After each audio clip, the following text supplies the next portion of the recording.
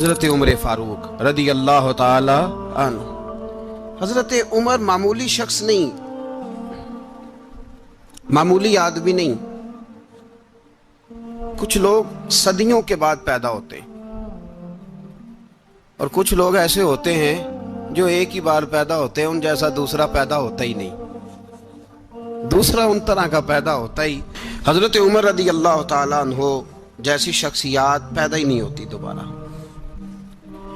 سارے صحابہ در رسالت مآب پہ خود آئے۔ یہ وہ عظیم شخص ہے جسے اللہ کے محبوب نے اللہ سے مانگ کے لیا، کہا اے اللہ یہ مجھے دے دے، اللہ سے مانگ کے لیا ہے۔ اس لیے صوفیاء کہتے ہیں کچھ مرید ہوتے ہیں کچھ مراد ہوتے ہیں، کچھ مرید ہوتے ہیں کچھ مراد ہوتے ہیں۔ مرید وہ ہوتا ہے جو چل کے آتا ہے، آ کے مرید ہوتا ہے۔ مراد وہ ہوتا ہے جسے کہا جاتا ہے کہ یہ کبھی میرا بن جائے نا، یہ کبھی آ جائے نا، میرا بن جائے، اس کو مراد کہتے ہیں۔ حضرت عمر مصطفیٰ کریم کی مراد ہیں، حضور کی مراد ہے۔ اللہم اعز الاسلام بے اسلام عمر ابن خطاب، اے اللہ اسلام کو عزت دے دے، میرے عمر کو کلمہ پڑھنے کی توفیق عطا فرما دے۔ اور کیسے دعا مانگی؟ او یار حضرت عمر کی تو اس فضیلت کا کوئی جواب نہیں دے سکتا، میرے رسول پاک علیہ السلام سب کے لیے ہی دعا مانگتے ہیں نا، حضور کی دعا عام ہے، لیکن مصطفیٰ کریم نے کعبے کا غلاف تھام لیا اور غلاف کعبہ کو حضور نے سینے سے لپٹایا اور سینے سے چمٹا کے کہا اے اللہ میں نے تو کبھی سوال ہی زیادہ نہیں کیے، میں کرنے آیا ہوں، مجھے عمر دے دے، عمر دے دے۔ حضور نے مانگ کے لیا۔ اور پھر جب جس کو حضور مانگے اللہ سے، کہ حضرت عمر رضی اللہ تعالیٰ عنہ کا آج یوم شہادت ہے، میرا تو دل کرتا تھا کہ فجر سے باتیں شروع ہوں اور سارا دن ہی عمر کی باتیں ہوتی رہیں، سارا دن جناب عمر کی باتیں، سارا دن، اس لیے کہ ذکر جناب عمر کا ہوگا پر راضی اللہ کے رسول ہوں گے صلی اللہ، تو جاگ کے بیٹھے، خوش ہو کے بیٹھے۔ ہمارے ہاں منایا ہی نہیں جاتا، بابے اللہ کی تا ساؤن بھادروں اسو کتا تے منڈے جنوری فروری، تو اسلامی سال بھی گیا اور وہ تاریخیں بھی ساری گئیں۔ یکم محرم امت مسلمہ کے لیے بہت بڑا دن ہے، بہت بڑا دن، یہ شہادت ہے حضرت عمر فاروق کی رضی اللہ تعالی عنہ۔ یہاں چھوٹی چھوٹی باتوں پہ گورنمنٹ چھٹی کرتی پھرتی ہے، چھوٹی چھوٹی باتوں، الیکشن ہو گیا تو چھٹی، فلاں جگہ پہ تھوڑا سا کسی نے خبر دے دی کہ کوئی پریشانی ہے تو چھٹی، فلاں جگہ یہ ہو گیا تو چھٹی، یہاں تک کہ فلاں وزیر صاحب فلاں علاقے میں آئیں گے تو سارے علاقے کو چھٹی۔ اور اب تو اس سے بڑا حال ہونے لگا ہے، اگر جن لوگوں کی سندھ میں حکومت ہے ان کے لیڈر کا دن آیا تو اس دن چھٹی، اور جن کی پنجاب میں حکومت ہے ان کا دن آیا تو چھٹی۔ ہمارا مطالبہ ہے حکومت پاکستان سے، اگر سر اٹھا کے جینا چاہتے ہو تو یکم محرم کو چھٹی کیا کرو، اگر سر اٹھا کے جینا چاہتے ہو تو یکم محرم کو چھٹی کرو جناب عمر کے دن، اور ملت کے جوانوں کو بتاؤ کہ اگر عزت کی زندگی جینا چاہتے ہو تو اس طرح جیو جس طرح فاروق اعظم جی کے گئے ہیں، عزت اور وقار کی زندگی۔ جمہوریت حضرت عمر سے سیکھنی پڑے گی، حکومت کرنے کے طریقے حضرت عمر سے، رعایا کو سیکھنا پڑے گا کہ امیر کس طرح بنایا جاتا ہے اور امیر کس طرح کے ہوتے ہیں۔ یہاں لوگ ہمیں یورپ کی مثالیں دیتے ہیں، لوگ یہاں ہمیں آ کر کے امریکہ کی مثالیں، انہیں کیا پتا حکومت کیا ہوتی ہے؟ وہ کہتے ہیں جی وہ سائیکل پہ جاتا ہے ان کا حکمران۔ میں نے کہا وہ سائیکل پہ جاتا ہے؟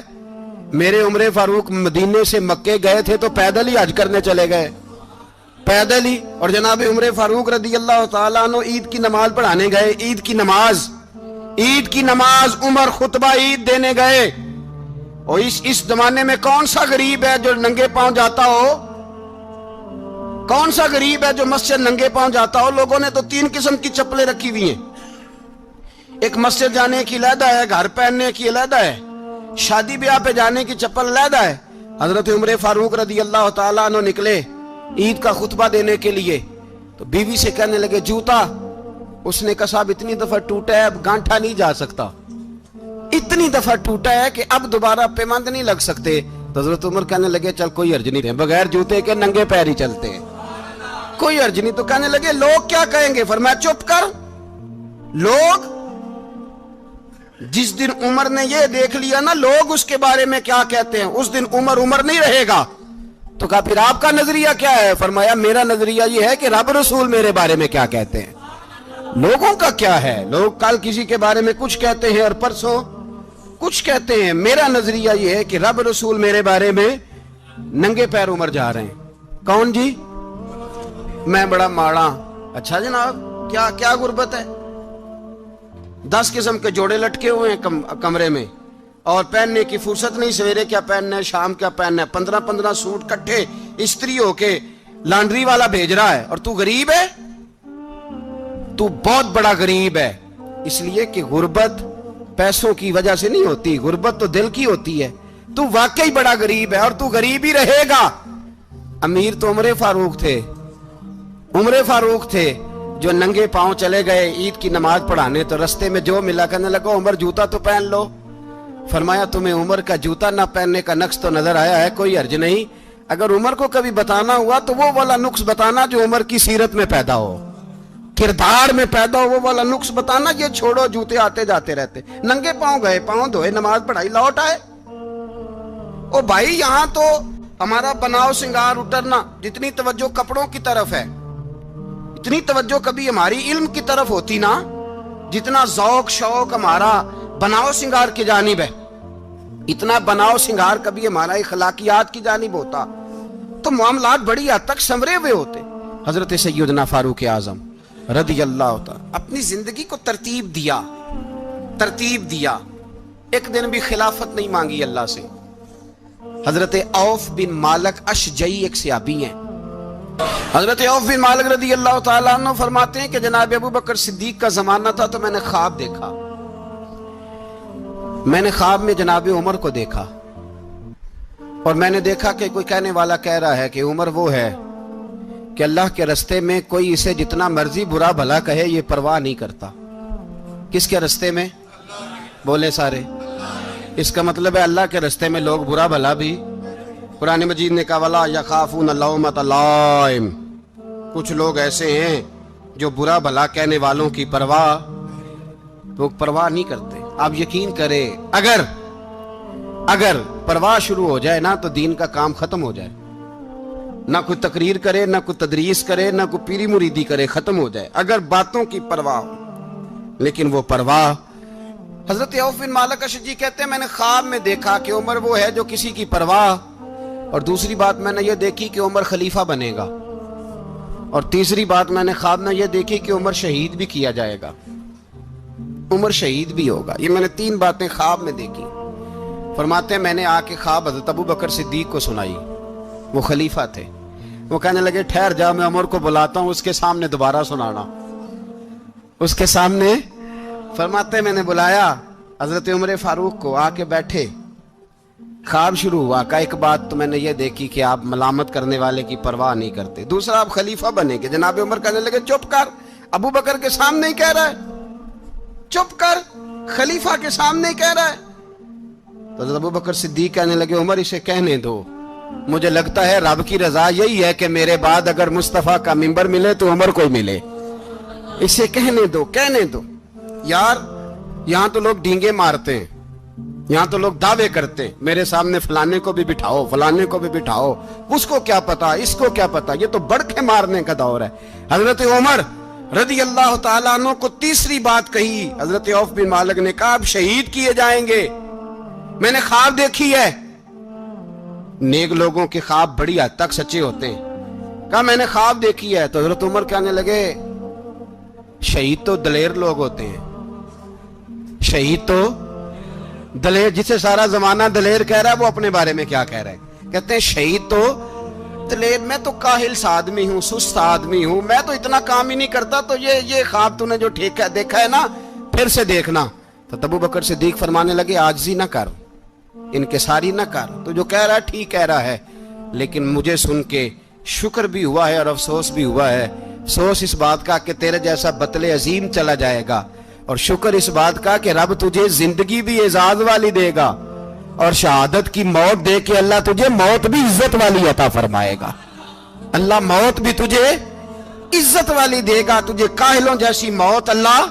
حضرت فاروق اعظم رضی اللہ. بھائی یہاں تو اس زمانے کا سب سے بڑا مسئلہ پروٹوکول ہے. لوگوں پتہ ہوتا ہے کامل پیر ہے, کامل مرشد ہے, لوگ نہیں جاتے. میں کسی کا مرید ہو جاؤں, میرا پروٹوکول کدھر گیا؟ پتہ ہوتا ہے یہ کامل استاد ہے, میں اس کے پاس بیٹھوں گا تو میری تربیت کرے گا, لیکن لوگ شاگرد نہیں بنتے. میں کدھر گئی؟ یہ جو پروٹوکول کی مصیبت ہے نا, اس نے بڑے بڑے لوگ زیرو کر دیے, بڑے بڑے لوگ. اور یہ مت سمجھے کہ آپ کا وزیر اعظم پروٹوکول لیتا ہے یا آپ کا صدر پروٹوکول, وزراء, ایسی کوئی بات نہیں. ہم چھوٹے طبقے سے لے کر بڑے سارے پروٹوکول کے قائل ہیں. ہمارا تو داماد بھی کہتا ہے کہ مجھے پوچھا نہیں, میں تمہارے گھر کیوں آؤں. ہمارا تو بھائی ہر شخص اعلان کرتا ہے پروٹوکول کا, فلانے نے عزت نہیں دی تو واپس آ جاؤ, فلانے نے سلوٹ نہیں کیا تو واپس آ جاؤ. لوگ جہاں سلوٹ کرنا چاہیے وہاں بھی سلوٹ کرانے کے قائل ہیں. پر حضرت عمر رضی اللہ تعالی, حضرت عمر کی سادگی اور پھر جناب عمر کی عاجزی, جب انسان اپنے اوپر سوار کر لیتا ہے نا, سوار کر لیتا ہے, میں بدکار پرانا خادم, کسے در ملی نی ٹوئی, اتے واصف یار نے نظر جو کیتی تے واصف ہی. میں اکثر سوچتا ہوں حضور نے جہاں بھی کہا نا, فرمایا میرے بعد نبی ہوتے تو خطاب کے بیٹے عمر ہوتے. حضور نے فرمایا عمر جس رستے سے جاتا ہے شیطان وہ رستہ بدل جاتا ہے. نبی پاک صلی اللہ علیہ وسلم نے فرمایا میرا عمر وہ ہے کہ اس کی زبان پر حق جاری ہے. حضور علیہ السلام نے فرمایا 950 سال حضرت جبریل میرے عمر کی شان بیان کریں تو ان کی عظمت ختم نہیں ہوتی. 950 سال جبریل عظمت بیان کرے تو ختم نہیں ہوتی. یہ بات ہے حضرت عمر کی. اور فرمایا عمر ابو بکر کی نیکیوں میں سے ایک نیکی ہے, یہ شان ہے اب عمر فاروق رضی اللہ تعالیٰ عنہ کی. حضور نے فرمایا میرے بعد نبی ہوتے تو عمر ہوتے, جس گلی سے عمر آئے شیطان رستہ بدل جائے. میرے عمر فاروق کی شان 950 سال بیان ہو تو ختم نہ ہو. عمر کی زبان پر اللہ حق بیان کرتا ہے, جو عمر کہتا ہے وہی رب کر دیتا ہے. حضور ساری زندگی فضیلتیں بیان کرتے رہے, عمر جواب میں کیا کہتے ہیں؟ کوئی بتائے نا کہ یہ والی حدیثیں کبھی عمر نے بھی روایت کی ہوں کہ حضور نے میرے بارے میں یہ کہا ہے. یہ روایتیں وہ روایت نہیں کرتے. ان سے جب لوگ کہتے عمر تیری بڑی بات ہے تو عمر رو پڑتے, کہتے میں تو اونٹ چرانے والے باپ کا بیٹا ہوں, میں تو اونٹ چرانے والے باپ کا بیٹا, اونٹ چرا. اس سے آگے عمر گئے ہی نہیں ساری زندگی, اس سے آگے لفظ ہی نہیں ادا کی. اور میں تو بھائی اونٹ چرانے والا, میرا باپ تو اونٹ چرایا کرتا تھا, 10 اونٹ تھے, میری ڈیوٹی ہوتی تھی, سنبھالے نہیں جاتے تھے, ابا ڈنڈوں سے مارتا تھا. ساری زندگی عمر حج کرنے گئے, ایک خشک تنا کھجور کا عمر فاروق رضی اللہ تعالیٰ عنہ نے اس کو اپنے کلاوے میں لیا, رونے لگے. لوگوں نے کہا عمر کیا ہوا؟ فرمانے لگے یہاں میں اونٹ چرایا کرتا تھا, یہاں میں اونٹ چراتا تھا, 10 اونٹ سنبھالے نہیں جاتے تھے. دیکھو رسول اللہ کی شان, آج ساری امت چلانے کا طریقہ عطا فرما دیا ہے. ساری نظریے سے پیار. یار پیسہ کس کو برا لگتا ہے؟ آپ جس آدمی کی 50 کروڑ کی پراپرٹی ہے اس کو پوچھیں سب سے غریب, آپ کو وہی نظر آئے گا. وہ کہے گا میں ٹائٹ ہوں, حالات بڑے. میں کئی باری پوچھے انہوں نے, میں کہتا ترجمہ بھی 10 چھڑوں کی, ہمیں تو سمجھ نہیں آتی. اور ٹائٹ حالات کون سے ہوتے ہیں جی؟ جس آدمی کا کروڑوں میں کاروبار ہے نا, اس کو آپ چھیڑے وہ رونے لگ جائے گا, رونے. تو کئی میں نے ایسے دیکھے ہیں کرائے کا مکان ہے, ان سے پوچھیں صاحب کیا حال ہے, تو کہتے ہیں جتنی اللہ نے شان والی زندگی ہمیں عطا کی ہے کسی کو نہیں دی ہوئی. اس کا مطلب ہے خوشی بھی یہی ہے اور غم بھی یہی ہے. اندر سے خوشی ہے, اندر سے ہی. تو نے اگر راضی رہنا ہے تو ادھر سے رہنا ہے, ناراض رہنا ہے تو بس اپنے آپ کو خوش رکھے گا تو ہو جائے گا. سارے صحابہ مل کے آئے, کہنے لگے عمر فاروق سے کہنا ہے نبی پاک کے زمانے میں تو ظاہراً غربت تھی, ابو بکر کے دور میں بھی غربت تھی, اب تو بڑا محال ہے. عمر سے سفارش کرو کہ عمر نیا کرتا پہنا کرے. ملکوں کے سفیر آتے, عمر وہی پھٹی پرانی چادر اوڑھ کے اور وہی کئی جگہ پہ پیوند لگے سوٹ پہن کے سفیروں کے سامنے بیٹھ جاتا ہے. عمر کو مشورہ دو, طے ہو گئی بات. سب نے جب مشورہ دے لیا تو سارے کہنے لگے یہ بتاؤ شیر کی مونچھ کو ہاتھ کون لگائے گا؟ کہنا کس نے ہے؟ بندہ بھی تو ڈھونڈو نا۔ نے کہا جناب میرا یہ خیال ہے کہ مولا علی شیر خدا کہیں گے، کیونکہ جس شخص کی عمر کو سب سے زیادہ حیا کرتے دیکھا وہ شیر خدا مولا علی ہے رضی اللہ تعالی علی کہیں گے۔ اس لیے کہ جناب علی تو کئی دفعہ جب گفتگو کرتے تھے تو حضرت عمر چپ کر جاتے تھے اور فرماتے تھے علی نہ ہوتا تو میں ہلاک ہو جاتا۔ تو کہا علی سے کہو۔ جناب علی شیر خدا کو بلایا، کس کام کے لیے؟ جی اللہ اکبر۔ یہ ذرا اپنے اس دور پہ اس بات کو ذرا لاکا جناب ان سے کہیں کہ زیادہ نہیں، ایک کرتا نیا پہن لے، سفیر آتے ہیں وزیر آتے ہیں تو ایک کرتا نیا پہن لے۔ حضرت علی کو بلایا، آپ فرمانے لگے کوئی اور بات ہوتی تو میں کہہ دیتا، یہ والی میں نہیں کہہ سکتا۔ کوئی اور ہوتی تو میں عمر کو کئی دفعہ کہہ دیتا ہوں، جلال میں بھی تو سن، یہ والی میں نہیں کہہ سکتا۔ میں تمہیں ایک مشورہ دیتا ہوں۔ کہا وہ کیا؟ کہنے لگے سیدہ عائشہ صدیقہ سے کہو، وہ مومنوں کی ماں ہیں، عمر ٹالے گا نہیں۔ اماں جی سے جا کے کہا اماں جی نیا کرتا عمر سے کہیں پہن لیں، وزیر آتے ہیں بڑے بڑے لوگ تو چلو کوئی حرج نہیں۔ اماں جی نے کہا اچھا کوئی بات نہیں میں بلا لیتی ہوں۔ جناب عائشہ نے پیغام بھیجا، جب خادم نے کہا نا مصطفیٰ کے گھر سے پیغام آیا ہے تو 20 لوگ بیٹھے تھے، عمر کانپتے ہوئے اٹھے، کانپتے دوڑے۔ حضرت عائشہ پردے میں تھی تو فرماتی ہیں عمر اتحیات کی حالت میں بیٹھ گئے۔ کہا اماں جی دیر تو نہیں ہو گئی مجھے آنے میں؟ کہا نہیں ٹائم پہ آ گئے ہو۔ کس لیے بلایا تھا؟ کہا عمر دیکھو غربت کے معاملات اور ہوتے ہیں، جب اللہ آسانی دے تو کوئی چیز استعمال کرنا حرام نہیں ہوتی، اگر حرام ہے تو بتاؤ۔ کہا نہیں اماں جی حلال ہی ہے۔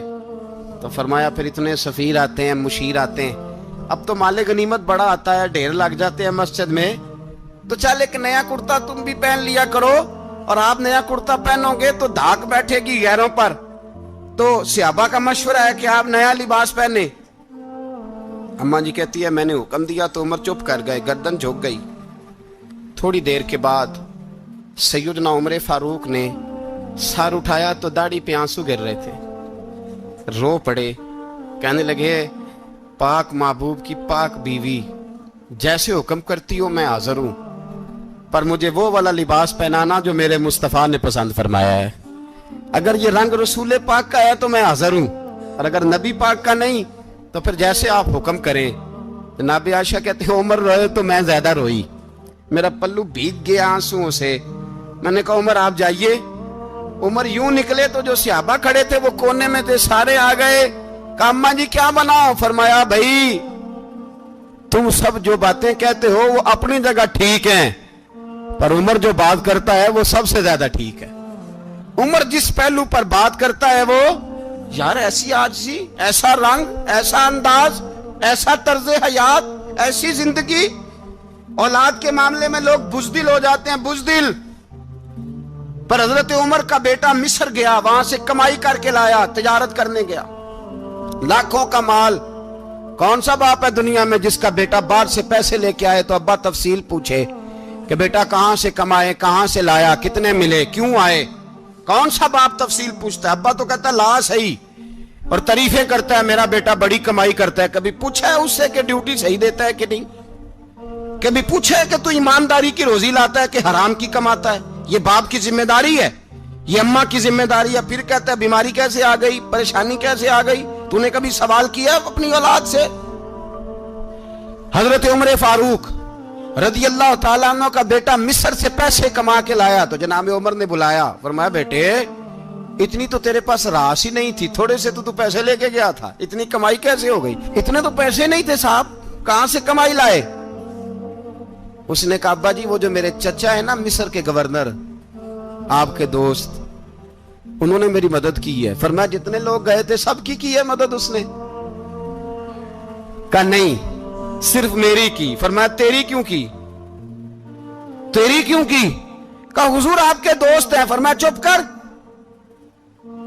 حضور انہوں نے مجھے اتنے پیسے دیے، میں نے کاروبار میں ڈالے تو نفع آیا تو میں ان کی رقم دے کے۔ فرمایا خاموش ہو جا، باقی جتنے لوگ گئے تھے سب کی مدد کی اس نے؟ کہا نہیں حضور صرف میری کی۔ فرمایا اس نے تیری مدد نہیں کی، اس نے خلیفہ کے بیٹے کی مدد کی، اس لیے کہ وہ خلیفہ کو اپنے حق میں نرم کر سکے۔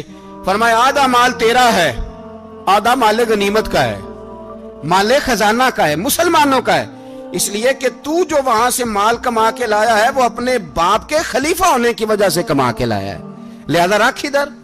یہاں کہتے ہیں کدھر سے آیا، کیسے آیا، کون سا حساب دیں، کیا کریں؟ او بھائی حضرت عمر رضی اللہ تعالیٰ عنہ کا اپنی اولاد کے بارے میں یہ رنگ ہے۔ ایک جنگ سے نا خوشبو آئی، خوشبو بڑی مہنگی ہوتی تھی، عرب میں خوشبو آج بھی بڑی مہنگی ہے، وہ زیادہ استعمال کرتے ہیں۔ میری باتوں کی سمجھ آ رہی ہے میرے بھائی؟ بڑی مہنگی خوشبو تھی۔ جب وہ خوشبو آئی تو حضرت عمر نے کہا، گھر میں پہلے پہنچی حضرت عمر کے، چونکہ زیادہ عورتیں استعمال کرتی تھی گھر کے اندر خوشبو، مرد بھی لگاتے تھے۔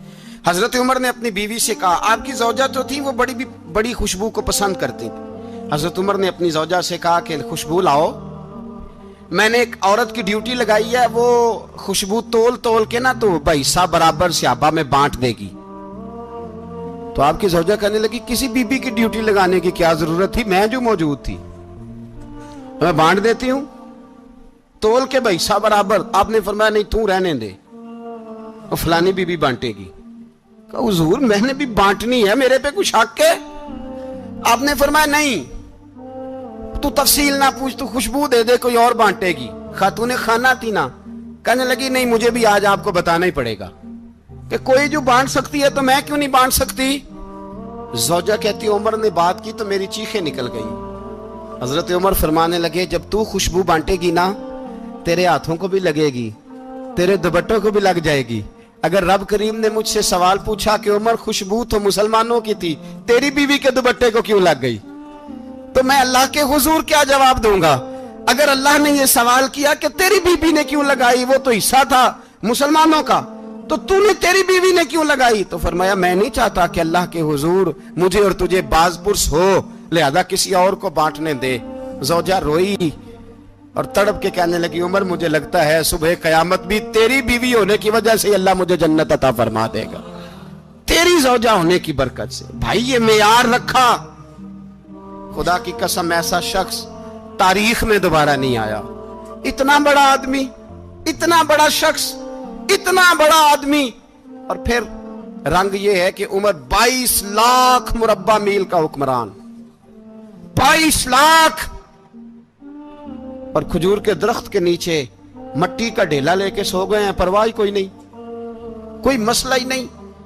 2 غلام ساتھ بیٹھے تو ایک روٹی حضرت عمر نے گھر سے منگوائی، تھوڑا سا سرکہ، تو غلام کہنے لگے ہم نے بھی کھانی ہے۔ فرمایا کوئی حرج نہیں، روٹی کو پیٹ بھر کے کھانا ضروری تو نہیں، 3 حصوں میں بانٹ لیتے ہیں۔ ایک آدمی آیا ہوا تھا مصر کا رہنے والا ملنے کے لیے، اس نے پوچھا عمر کدھر ہیں، تو کہا وہ ادھر جاؤ مسجد میں بیٹھے ہوں گے، اور واپس آیا تو کہنے لگا وہاں تو 3 غلام بیٹھے ہیں، ایک روٹی بانٹ کے کھا رہے ہیں، لگتا ہے کئی دنوں سے روٹی نہیں ملی۔ کہا 3 غلام تو کوئی نہیں، وہاں 2 ہی تھے، تیسرے تو امیر المومنین تھے۔ اس نے کہا نہیں 3 غلام ہیں، کپڑے بھی ایک طرح کے پہنے ہوئے، بلکہ 2 کے تو پھر صحیح ہیں، تیسرے کے تو زیادہ ماڑے ہیں، کپڑے بھی ایک طرح کے، کھانا پینا بھی ایک طرح کا، اور ان کا نشست برخاست بھی ایک طرح کی ہے، لہذا کوئی فرق نہیں۔ حضرت ابو ہریرہ کہتے ہیں میں لے کے آیا، اور جناب عمر کو جب میں نے کچی زمین میں تامت سمیٹ بیٹھے دیکھا تو میں رو پڑا۔ میں نے اس مصر سے آنے والے کو کہا تو اس کے جلوے دیکھ، اگر اس کی ذات میں اتنا حسن ہے تو محمد عربی کا مقام کیا ہوگا؟ یہ مقام غور ہے، مقام غور۔ 10 محرم کو لوگ دیگے پکائیں گے نا، نہیں پکانی ہے؟ کوئی بول دے نہیں، ہاں نہ نہیں کر دے، پروگرام بدلیا تو نہیں دی عید کی کہ وہی کام شروع ہویا ہے لاسٹ ایٹ ہونے والا، کیوں جی؟ پکڑی ہے نا دیکھیں 10 محرم کو انشاءاللہ تعالی، ہم بھی پکائیں گے انشاءاللہ، یہاں بھی پروگرام ہوگا۔ تو 10 محرم کو جو دیگ پکنی ہے تو ایسا نہیں ہو سکتا کہ 1 محرم کو حضرت عمر کے نام کی بھی کوئی پک جائے۔ اگر امام حسن حسین کے نام کی دیگیں پکے تو جو امام حسن حسین سے پیار کرنے والے ہیں، جو امام حسن حسین سے، ہم لوگوں نے بھی عجیب رٹا اپنایا ہے نا، ہم لوگ بات کا ایک پہلو دیکھتے ہیں دوسرا نہیں دیکھتے۔ حضرت امام حسن اور حسین کو بھی نبی پاک نے شہید کہا، اور جناب عمر کو بھی رسول اللہ نے خود شہید فرمایا، فرمایا شہید ہے، خود فرمایا اپنی زبان سے کہ یہ شہید ہے، خود میرا عمر شہید ہے۔ تو ان کے نام کی دیگ نہیں پکنی چاہیے؟ اس طرف نہیں ہماری توجہ ہونی چاہیے؟ اور اہل بیت نبوی، یہ بات میں پہلے بھی کرتا ہوں، آج پھر کرنا ضروری سمجھتا ہوں، اہل بیت کا پیار سن لو کان کھول کے، اہل بیت کا پیار اگر ہمیں کسی نے سکھایا ہے تو سیدنا عمر فاروق نے سکھایا ہے۔ اہل بیت نبوت کی محبت اگر کسی نے سکھائی ہے تو کس نے سکھائی ہے؟ بول کے بتائیے۔ حضرت عمر نے، اہل بیت کا پیار ہمیں حضرت عمر نے بول کر کے سکھایا ہے۔ بھائی یاد رکھیں، کسی کی طاقت نہیں تھی دم مارنے کی حضرت عمر کے سامنے، طاقت ہی نہیں تھی۔ کیسر و کسرا کانپ جاتے تھے، جرأت ہی نہیں کرتے تھے حضرت۔ اور ہمارے تو تعلقات بڑے ہیں نا غیروں سے۔ حضرت ابو موسیٰ اشعری رضی اللہ تعالیٰ عنہ فرماتے ہیں میرا منشی سائی تھا، وہ کاتب کہتے تھے وہ لوگ، میرا حساب کتاب عیسائی تھا۔ تو فرماتے ہیں ایک دن میں نے وہ سارا حساب کتاب لین دین کے حضرت عمر کو دکھائے تو فرمانے لگے جس نے لکھے ہیں اس کو بلاؤ۔ کہنے لگے ضرور مسجد نہیں آ سکتا۔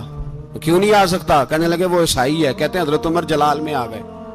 آپ فرمانے لگے جنہیں رب دور کرتا ہے تم کیوں قریب کرتے ہو؟ جنہیں اللہ دور کرتا ہے۔ فرمایا تم غیروں کو اگر عہدے دو گے تو اپنوں کا کیا بنے گا؟ اگر تم غیروں کو عہدے دو گے تو اپنوں کا۔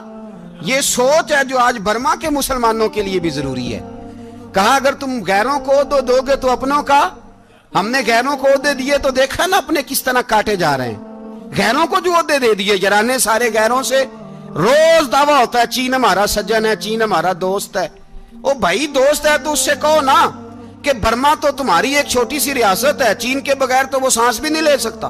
اس کو کہو نا اس حکومت پہ دباؤ ڈالے۔ لیکن ہم لوگوں نے غیروں کو عہدے دیے تو اپنے پس گئے۔ حضرت عمر کہتے تھے ذمی کا ہم ادب کریں گے، ذمی کافر کا ہم، ایسا کافر جو مسلمان ریاست کو قبول کرے، بدامنی نہ پھیلائے۔ ایک آدمی کو آپ نے دیکھا آنکھوں سے نابینا ہے اور بھیک مانگ رہا ہے، تو حضرت عمر کو نظر آ گیا۔ فرمایا کون ہو؟ اس نے کہا میں یہودی ہوں۔ فرمایا بھیک کیوں مانگتے ہو؟ کہا جب تک تندرست تھا مسلمانوں کو جزیہ دیتا تھا، بوڑھا ہو گیا ہوں کیا کروں؟ حضرت عمر نے گھوڑے کی پشت پہ بٹھایا، کافر کو گھوڑے کی پشت پہ بٹھایا اور بٹھا کے مدینے لائے۔ حضرت علی شیر خدا وزیر خزانہ تھے۔ فرمایا علی اس کا وظیفہ جاری کرو۔ کہا یہ کون ہے؟ فرمایا یہ یہودی ہے لیکن یہ ہمیں جزیہ دیتا رہا، بوڑھا ہو گیا بیچارہ، بھیک مانگنے پہ مجبور ہے، ہماری حکومت کے اندر رہتا ہے، اس کا پورا وظیفہ جتنا خرچہ اتنا وظیفہ لگاؤ۔ حضرت علی کہتے ہیں میں وظیفہ لگا رہا تھا اور وہ میرے نبی کا کلمہ پڑھ رہا تھا، وہ رسول اللہ کا کلمہ پڑھ رہا تھا۔ یہ مزاج، یہ نہیں کہ کافر۔ حضرت عمر نے گورنروں کو خط لکھے تھے کہ زبردستی کسی کو مسلمان نہیں کرنا، جہاں ان کی عبادت گاہیں بنی ہو گرانی نہیں، کوئی مندر کوئی گرجا ضائع نہیں کرنا۔ اسلام سب کو جینے کا موقع دیتا ہے، پر بے ایمانو ظالموں بدذاتو تمہیں یہ کہتا ہے کہ ہم تمہیں جینے کا موقع دیتے، تم بھی مسلمانوں کو جینے کا موقع دو۔ یہ جہاں بستے ہیں جہاں رہتے ہیں انہیں وہاں جینے کا موقع دو، انہیں بھی اللہ اکبر کہنے کا موقع دو، انہیں بھی قرآن پڑھنے کا موقع دو، انہیں بھی رسول اللہ پر درود پڑھنے کا موقع دو۔ ہمارے ملک میں عیسائی اپنی مرضی سے کھلے عام تبلیغ کرتے ہیں، یہاں تو چینل چلائے ہیں عیسائیوں نے۔ کسی مذہبی جماعت نے کبھی جلوس نکالا ہے کہ عیسائیوں کا چینل بند کرو؟ بولے نکلا ہے کہ نہیں نکلا؟ کتنے ظلم کی بات ہے۔ ہم جب غیر کو اتنا تحفظ دیتے ہیں، اتنا تحفظ دیتے ہیں، ہم نے دیکھا ہے، مجھے 20 لوگوں نے عید پہ ٹیلی فون کیے کہ عیسائیوں کو قربانی کا گوشت دے لیں، مجبور ہیں جی، دروازے پہ آ گئے ہیں، ہمارے کام کاج کرتے ہیں۔ 20 لوگ، عام آدمی کے دل میں ان کا اتنا جذبہ ہے، وہ مسائل کا بیان کرنا ایک علیحدہ بات، لیکن ہمارے دل کافر کے حق میں بھی نرم ہو جاتے۔ تم کس قدر زیادہ بے ایمان ہو اور کفر کس قدر زیادہ ذلیل ہو گیا ہے کہ مسلمان کے حق میں نرم ہوتا ہی نہیں۔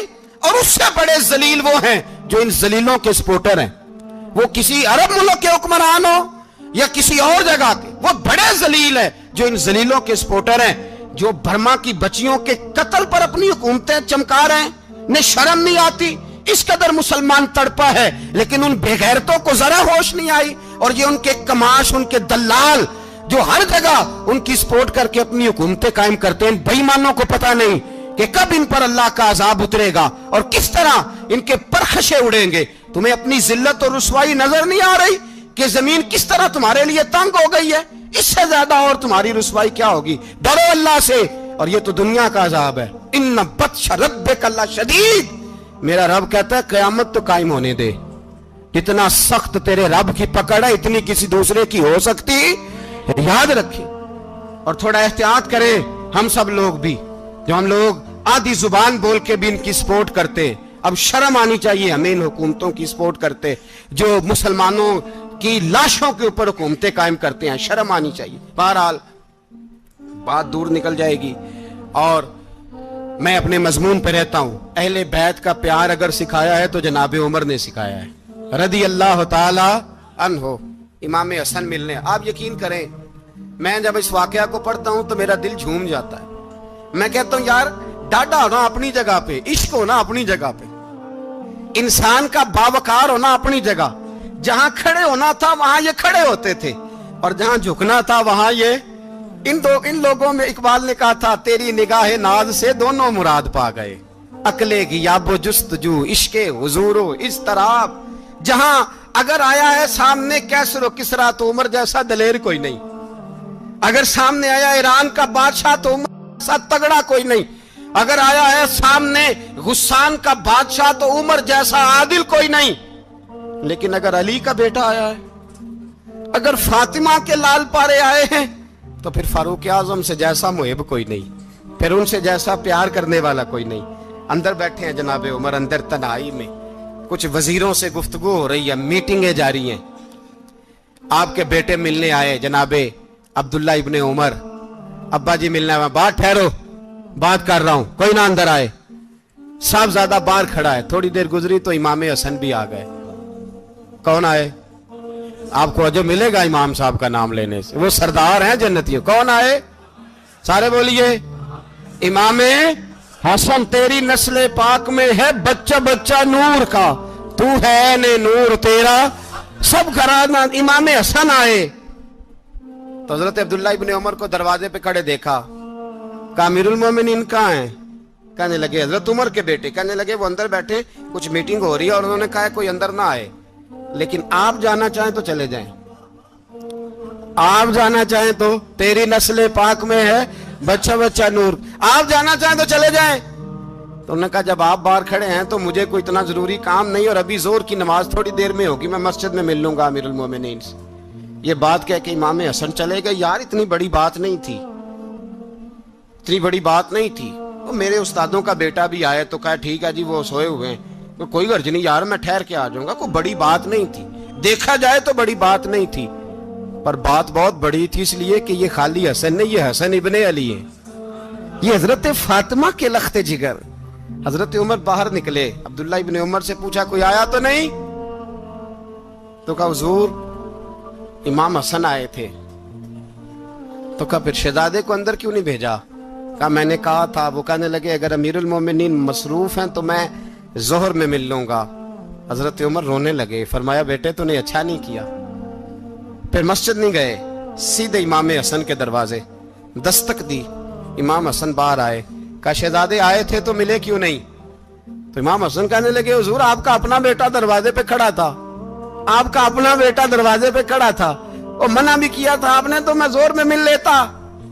حضرت امام حسن فرماتے ہیں جوش جذبات میں جناب عمر نے سر سے پگڑی اتار دی. جوش جذبات میں کہنے لگے حسن میرے بیٹے کا اور آپ کا کیا مقابلہ؟ کیا اس کی ماں کا نام فاطمہ الزہرا ہے؟ کیا اس کی نانی کا نام ختیجۃ الکبریٰ ہے؟ کیا اس کے نانے کا نام محمد مصطفیٰ ہے؟ آپ کا اور اس کا کیا مقابلہ؟ پھر رو پڑے اور کہنے لگے بیٹے میں مکے کے صحراؤں میں اونٹ چرایا کرتا تھا, یہ جو میرے سر پر عزت کے بال ہیں یہ تیرے نانے کے اگائے ہوئے. میں مکے کے خبردار شہزادے خبردار. او بھائی اہل بیت نبوت کے ادب کا رنگ اگر سکھایا ہے تو سیدنا عمر نے سکھایا ہے. حضرت عمر فاروق اتھارٹی ہے, اسلام کی اتھارٹی. یکم محرم حضرت عمر کی شہادت ہے. یہودی بول اٹھا, کافر بول اٹھا. اگر 6 مہینے عمر دنیا میں اور رہتے تو دنیا میں کوئی کافر موجود نہ ہوتا. 6 مہینے. اور جب اس بطل جلیل کا جنازہ اٹھا, اللہ بخاری پڑھیے نا, اللہم ارزقنا شہادتا فی سبیلک, اللہ बिस्तरे की मौत ना देना, शहादत की देना। उमर शहीद हुए, मस्जिद नबी में नमाज पढ़ाते, और जब जनाजा उठा तो मदीने का फिर पीछे जो दलेर बचे वो मौला अली थे। मौला अली, जनाब उमर का जनाजा उठा तो सबसे पहली हाय जो निकली वो हजरत अली की जुबान से निकली, और हजरत अली सारी दाढ़ी आंसुओं से भर गई। लोगों ने कहा कि अली क्या हुआ? फरमाने लगे तुम देख नहीं रहे जनाजा किसका उठा है, पलट के देखो तो सही, तुम पता नहीं ये कौन गया है। कहा हुजूर क्या हुआ? आप फरमाने लगे उमर इस तरह के काम करके गया है, अब इनके रस्तों पे कौन चलेगा, कौन इसके जिगर राहे वफा में। मैं नक्श ऐसे छोड़ आया हूँ, मैं जिस मंजिल से गुजरा हूँ वो अब तक याद करती है। हजरत अली हजरत उमर के जनाजे पे खड़े होकर कहते हैं अल्लाह मुझे उस तरह के अमल करने की तौफीक दे जिस तरह के उमर करके गया। मेरे भाई बतले अजीज, बतले हुर्रियत हजरत उमर रदी अल्लाह ताला अन्हो, जो अपनी जिंदगी इनकलाब वाली गुजार के गए। उमर जब दुनिया से गए तो 80 दिनार का कर्जा था, 22 लाख मुरब्बा मील का हुक्मरान। और अपने बेटे से कहने लगे बेटे कोशिश करना तेरे खानदान वाले मिलके मेरा कर्जा उतार दे, मेरी कब्र पे बोझ ना रहे, और अगर खानदान वाले मदद न करें तो मेरे दोस्तों से बात करना, वो मदद न करें तो फिर अली से बात करना। इनका प्यार आपस में इतना, और तू इख्तलाफ साबित कर रहा है। 80 दिनार का कर्जा छोड़कर हजरत उमर दुनिया से गए और जाती दफा कह गए मेरे बाद मेरे बच्चों को हुकूमत के मशवरे में भी शामिल ना करना, हुकूमत के मशवरे में भी मेरी औलाद शामिल ना हो। इतना बड़ा शख्स इतना बड़ा रंग दे के यकम मुहर्रम को जब उम्र फारूक का विसाल हुआ तो बेटे से कहने लगे अम्मा आयशा से जाके कहो मेरा भी नबी पाक के रोजे में दफन होने को दिल करता है। एक कब्र की जगह है अम्मा जी ने अपने लिए रखी है, बुखारी है बुखारी। हजरत आयशा के पास साहबजादे गए, कहने लगे अम्मा जी उमर को जख्म लग गया है, हालत बड़ी परेशानी वाली है। वो कहते हैं अगर अम्मा इजाजत दे। सैयद आयशा रो पड़ी, फरमाने लगी कि वो अपनी कब्र की जगह तो नहीं ना किसी को देता, पर उमर ने कमाल ही बड़ा किया। उसे कहो जाओ गुंबद खजरा में कयामत तक जो मुस्तफा पे और अबू बकर पे सलाम पड़ेगा वो तुझ पे भी सलाम पढ़ के जाएगा। उमर का बेटा मिस्र गया, वहां से कमाई करके लाया, तिजारत करने गया, लाखों का माल।